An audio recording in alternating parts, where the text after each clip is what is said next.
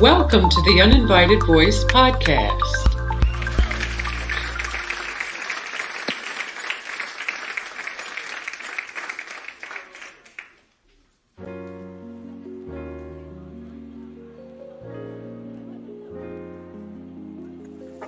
Well, grace and peace, everyone. Today we're going to be talking about the breakup of E.S. and her husband, who I really don't know his name because I really didn't like him for her in the first place. But needless to say, they have moved on. And I'm not so much disappointed about the fact that they broke up as much as I am disappointed about the fact that she is leaving her property behind. Yes, she moved over there initially and she was with another man who was polygamous. And at the time, she was building a retreat called Bonsu Village, I believe it was called. Well, needless to say, that was a major shit show, and we all remember it from the pandemic. At any rate, she had hooked up with a man who was working with her in building the village. And I believe he was a bodybuilder or a personal security for one of the rappers over in Ghana. I don't know how that all came about, but needless to say, they hooked up. And most of the talk was about how he was significantly younger than she was, but it didn't seem that way to me. They looked like they were about the same age. And I think a lot of people were quick to associate her beauty with his body. And they totally negated the fact that they weren't really equally yoked. Not in my opinion. E.S. is very intelligent. She's very talented. She's very beautiful. And this man just did not seem as if he was on her level. It seemed like he was going to be a plaything. And I was hoping that maybe that's all it would have been. But when she announced that she was leaving her property, her farm, that beautiful house and farm that she built, and setting her sights to travel abroad again to another part of Ghana for now. I think she's in Accra. I was highly disappointed because it seemed, in my opinion, as if she had spun her wheels twice. When she was with the other guy, they were building Bonsu Village or whatever. And she split from him, and then she got with this guy, and it seemed as if everything was going well. What they were building was coming out lovely and beautiful, and I was really impressed with what she did. High praises to her. And then all of a sudden, now she's leaving with nothing, hat in hand, and moving on after spending all of that money in constructing that house and farm. So I think there's a cautionary tale involved in all of this, and she's not the only one.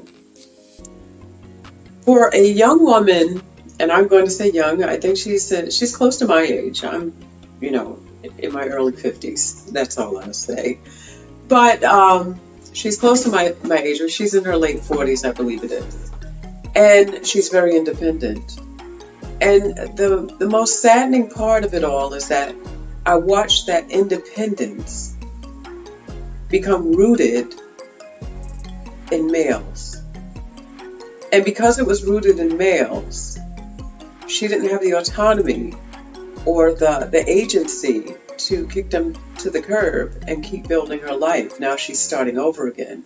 And that's one thing I really think people need to think about when they move abroad and when they hook up with these foreign men. Because a lot of times, to the foreign man, you're nothing but a check in the mail or a meal ticket. And that's what it seemed like to me. Now, the first one was definitely something that was kind of strange, but I think it was because she was involved in some kind of spirituality and whatever else, and he was also. But they definitely were not equally yoked. That guy, totally out of her, just not in the same realm as E.S., physically, intellectually, and otherwise. And we see this. And then she went and hooked up with a younger one, and people were, I guess, impressed with his youth.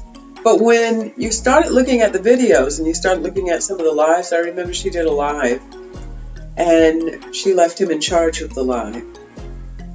And it was very apparent that he didn't understand a word of what was going on. All he did was smile like Pete Puma and resort to platitudes. He didn't really have anything of substance to say. She's talking with substance, and he's just sort of either echoing what she's saying or spouting out some kind of platitudes. And it wasn't until later that I learned that he was a Muslim. And I was kind of shocked because I remember this one episode where his family, his mother and I think father came over, or the grandparents or someone, and they were pressuring E.S. about having children, and they were making all of these weird dishes. And I was looking at the women, and the women are dressed up like Muslims, but the food that they were eating was haram as far as Muslims are concerned. And how do I know this? I used to be a Muslim. And I was looking, I'm like, aren't they really Muslim? Why are they eating this? And to this day, I can't remember exactly what it was, but I know it was some kind of weird animal that you should not be eating. That's in Leviticus, and it's, talked about. I don't know if it was a primate or what it was, but I was kind of surprised that E.S. had tried it. I think she did try it. She had, declined to try some of the other foods, but she did try one of them. And it was then she was starting to talk about how she felt uncomfortable with them cooking and putting things in her tea and whatnot and pressuring her to have children. And it was at that point where he didn't really stand up for her or, but he was trying to pressure her into eating certain things and stuff. And it was at that point where I said, you know what? They're probably not going to be at it for very long. And sure enough, she announced a couple of weeks ago that they were moving on. Now, I'm not sure how they went about obtaining their property. I'm not sure if maybe she couldn't sell it or kick him out because they were married, and maybe there's something culturally that links the male to the property, even if it wasn't his money. But I was really disappointed in that. I was hoping that she would kick him to the curb and just keep moving. But at the same time, I guess my idea of masculinity would have been for him to say, okay, he's the man, and they're breaking up, and maybe he should move on or go back to his family or whatever it was. She should not have been the person moving out. And I just found that really odd. And it's not surprising because a lot of these men, like I said, they wait around like hawks. And in many cases, and we've seen it throughout all of these different relationships that we've seen with these expats that have moved over to Africa and hooked up with these foreign men, whether or not it's in the Gambia, whether or not it was Ghana, Tanzania, and otherwise, how a lot of those women ended up poisoned and the men moved on with their stuff, or either something happened and, the men just acquired their property by default. And I was afraid that the same thing would happen to her, but although I didn't feel as if he was a danger in the sense to her. I didn't see that, but looks can be deceiving. It didn't seem as if he was going to do anything drastic and, do anything like some of the other situations. But, for him to remain there and she has to go lay her head in someone else's house, who I don't know if she knows that lady very well, but there was a woman who offered her a place to stay while she gets her sea legs and she can continue moving on. And initially, some of those videos, she said that she was broke and she was trying to sell her baskets. And, all I'm going to say is that, there are a lot of women, especially on this side, and I still see a lot of videos who glorify moving abroad and marrying these men from other cultures, and they act as if they romanticize it. But what you don't realize is that when you move over to another culture, and if there's a language barrier, especially, and you have to depend on that man, in essence, give him power of attorney to speak on your behalf or move about in that foreign land on your behalf, and you are a foreigner in this culture, you can almost guarantee that you're going to be ripped off in some way, shape, or form, whether or not it's in Ghana or whether or not it's in Italy. And trust me, I have had that experience. I had the experience as well. I married an Italian and we had a business together. And when the relationship came to a decline, it was one of those things where he had the power to wield my the status of my daughter over me. My daughter is a dual citizen, and unless he didn't want me conferring my citizenship to my daughter, and unless I signed over the hotel, he was going to fight for custody. So one of the reasons why I went ahead and I came back and I signed it over. But that whole experience in dealing with the commercialista and dealing with the commerce authorities and otherwise, and the banks and everything else, I had to depend on him as far as being the voice piece, as far as the banking and everything was concerned, because when you move over to another land, regardless of how much education you have, you can get your master's, you can get your bachelor's, and you can be well educated in the United States. But when you move over to another country and you are learning another foreign language, in essence, you are at the level of a kindergartner within the first year there. You speak English, but no, you speak their language at the level of their kindergartners and toddlers in their country at that point. How humbling is that? And when you have to depend on a male or male authority to navigate that society, boy, you can definitely end up getting ripped off. And I see a lot of women doing that. I even see a lot of women over here still romanticizing. Now, mind you, I am not a man hater. However, I see a lot of women who may have difficulties in relationships with men in America, Black American men especially, and they're always romanticizing how, oh, maybe you should get yourself a white man, maybe you should get yourself an African, maybe you should get yourself this and get yourself, without realizing that a lot of times, and I'm not saying this is the case with ES, but a lot of times there are men who actually don't like the women in their own racial or ethnic group. And as a result, they become predatory in seeking women of other groups. And you don't know if what you're going to connect with is one of those men. We see it with all of them. It's in every single group. You go and you're trying to escape the men in your group, and then you meet up with this man who's romanticizing your image as, oh, I love Black women of this and Black women of that. But at the same time, out of the same mouths, because they have some kind of issue with white women or Italian women or Ghanaian women or something, they're disparaging those women. And it's just a matter of time before they start disparaging you or treating you like dog shit. Like I said, not saying that was the case with ES, but there are so many traps, booby traps, and ways that you can get yourself into a situation when you are moving abroad and grounding yourself in a male figure. I think that if you're going to move abroad, especially if you've, inherited some money, a cash settlement, or you've cashed out your retirement or something, move over there, get things started for yourself, build your house, get a business, get your citizenship or whatever it is you're going to do in that foreign country, and take at least 5 years, maybe 6 years to get your sea legs. And if you are interested then in pursuing a relationship, then do it then, because a lot of times those men like to marry fast in the other cultures. They meet and they want to marry immediately. And if you go over there looking for male companionship, more than likely you haven't had a chance to really adjust and acculturate yourself to the country.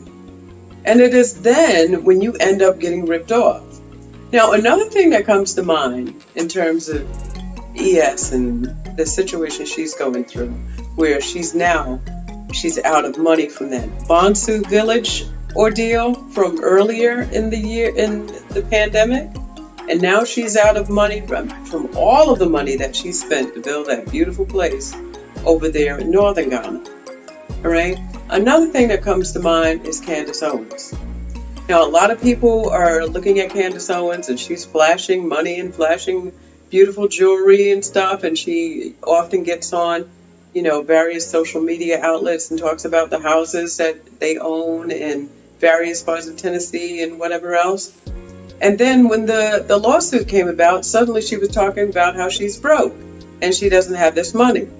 What I believe, she met and married that man within 18 days of meeting. 18 days of meeting, maybe even 17. 18 days of meeting. No dates, all FaceTime. He's from Great Britain, she's from the United States. They met and married. That is it. I truly believe that in that fast whirlwind courtship, I don't know what his agenda is or was, but I'm pretty sure he had her sign a prenuptial agreement. Now, this man, I believe, is worth about 200 million, maybe 250 million. Candace wasn't worth that much when she met and married him. She was just starting out with Turning Point USA. I think by the time she married him, she may have been worth maybe 5 million or something like that, if that. Now she's worth about maybe 8 million. But I am pretty sure that he has gotten her to sign a prenuptial agreement. And I'm also sure, because of the fact that when Candace had gotten started, Candace was telling people that she had dropped out of URI, University of Rhode Island. And Candace said she had some problems with defaulting on a loan. So when you default on a student loan, you know what that means. That means bad credit. Credit's not good. Credit's not popping. Now, when Candace left and went away to school, she had a settlement for $37,000. That is money that she could have used in her tuition, to pay her tuition. I don't know why she got a whole bunch of loans instead of using it for her tuition, But at any rate, when you start talking about bad credit and you start talking about buying property, especially in the United States with someone else, that means interest rate. So there's a high probability he probably did not put her name on the property. Pretty sure that man probably had her sign a prenup, and he probably did not put her name on any of those properties that she's claiming and flaunting about on social media. So when you start meeting and marrying these men from these foreign countries and these foreign cultures, and you get desperate and you're marrying them way too fast before you actually get to know their mind and their motive and actually seeing if they are a good match for you. But you have to really be careful when you hook up with these men and you move abroad, especially if you're bringing money, more money than they have, into the relationship. And I think that's what happened with Eat, Love, Migrate, in that she invested all of her money. There's no way that you can tell me that man didn't come to that relationship with nothing more than some muscles and a pair of pants, because that's all it seemed that he seemed to have. And he was actually helping her build the other property when she was with the other guy. The other guy probably had a little bit more. He was a prince of some sort, and he had land and whatever else. So he probably gave her a plot of land here and there and allowed her to build on it, and she probably used her money for construction, which either way, she's out of money. Take your time before getting involved with these men. I hope she finds her niche somewhere in Africa, wherever that is. I do not think that Ghana is a good place for her. She's had 2 disastrous affairs in Ghana, I think. And to be very honest, when she talks about her family lineage, it goes back to Louisiana. And many of the people in Louisiana, as well as South Carolina, came from the quote-unquote Mali Empire. So I don't know why she wouldn't just set her sights on going to somewhere in Senegal, St. Louis, Senegal, maybe even Dakar. I think she would feel better over there. I think she would meet people who are more like her as far as her spirit is concerned. And again, not get involved so hastily in a romantic relationship. But it seems as if some women just, I don't know, they need these relationships with these males. But I think you need to be careful.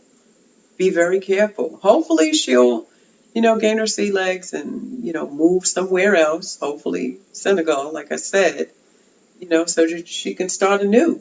And maybe I know she has citizenship down in Sierra Leone. I'm not sure of her tribe or ethnic category. It may have been Mende. I'm not sure.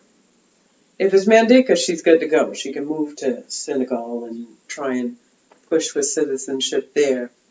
But I hope she finds herself, and I hope she stops rooting herself in a male figure as she starts settling down. All right, I'm going to get out of here. Hopefully everything will turn out well for her. Grace and peace. Ciao, ciao, and have a great one.